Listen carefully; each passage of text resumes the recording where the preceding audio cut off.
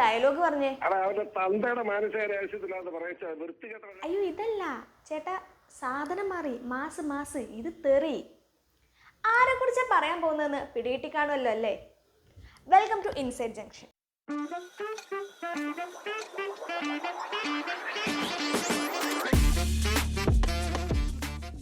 വേറെ ആരുമല്ല, നമ്മുടെ സ്വന്തം BJPയുടെ PC ജോർജ്. പണ്ടേ മൂപ്പർക്ക് വെളിവും വെള്ളിയാഴ്ച ഒന്നും ഇല്ലാത്തതാണ്, ഇപ്പൊ ഒന്നുകൂടി അങ്ങ് കുറഞ്ഞു.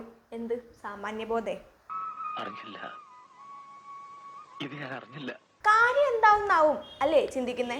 വേറൊന്നുമല്ല, കുറച്ചായിട്ട് അച്ചായൻ വർഗീയത മെഴുകുവാണേ, അതും കേരളത്തിൽ. ഇപ്പോൾ നടക്കുന്ന കോലാഹലങ്ങൾക്കിടയിൽ മൂപ്പര് നൈസായിട്ട് അങ്ങ് സ്കൂട്ടായിരിക്കുകയാണ്. കഴിഞ്ഞ കുറച്ച് വർഷങ്ങളായി PC ജോർജ് സ്ഥിരമായി വർഗീയത വിളമ്പിക്കൊണ്ടിരിക്കുകയാണ്.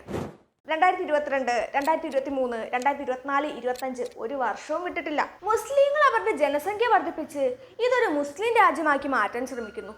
മുസ്ലിം കച്ചവടക്കാർ അവരുടെ സ്ഥാപനങ്ങൾ അമുസ്ലിം മേഖലകളിൽ സ്ഥാപിച്ച് അവരുടെ സമ്പത്ത് കവർന്നുകൊണ്ട് പോകുന്നു. കച്ചവടം ചെയ്യുന്ന മുസ്ലിങ്ങൾ പാനീയങ്ങളിൽ വന്ധ്യത വരുത്താനുള്ള മരുന്നുകൾ ബോധപൂർവം കലർത്തുന്നു. 2022 മൂപ്പരുടെ തിരുവചനം ഇതായിരുന്നേ.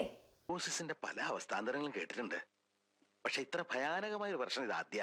അപ്പൊ 2023 2060 ഇന്ത്യ പിടിച്ചെടുക്കുന്ന അഹങ്കാരത്തിലാണ് മുസ്ലിം ഭീകരവാദികൾ പ്രവർത്തിക്കുന്നത്.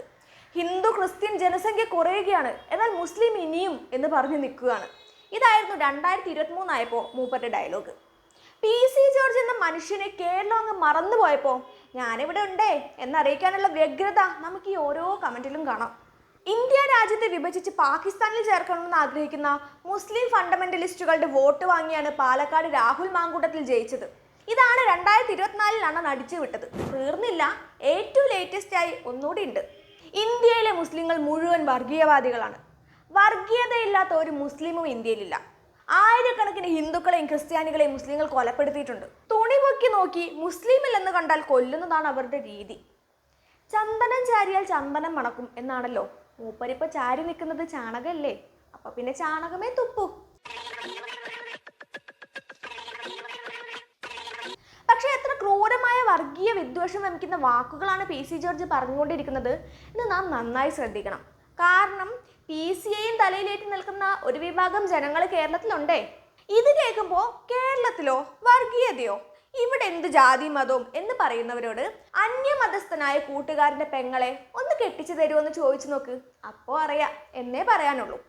പിന്നെ ഏക ഒരാശ്വാസം എന്തെന്ന് വെച്ചാൽ മതസ്പർദ്ധ വളർത്തൽ, കലാപാഹ്വാനം തുടങ്ങിയ വകുപ്പുകൾ ചുമത്തി PC ജോർജിനെതിരെ ഈരാറ്റുപേട്ട പോലീസ് കേസെടുത്തു എന്നതാണ്.